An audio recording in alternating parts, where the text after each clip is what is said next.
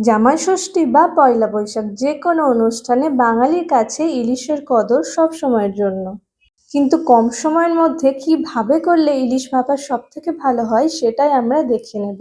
এই রেসিপিটা আমার শাশুড়ি মায়ের।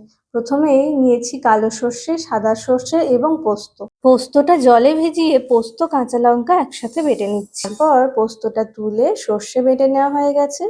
এখন মাছের মধ্যে স্বাদমতো নুন ও হলুদ মাখিয়ে সর্ষে ছেঁকে দিয়ে দিতে হবে। সর্ষেটা কিন্তু ডাইরেক্ট দিলে হবে না।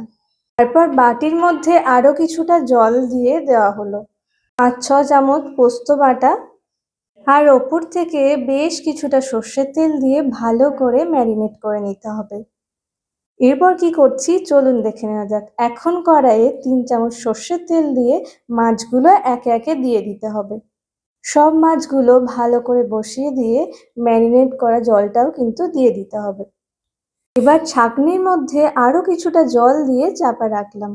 ঢাকা দিয়ে ১৫ থেকে ২০ মিনিট রাখতে হবে। লবণটা কিন্তু অবশ্যই টেস্ট করে নিতে হবে। এখন ৩টে চেরা কাঁচা লঙ্কা আর ওপর থেকে সর্ষের তেল দিয়ে রান্নাটা শেষ করলাম।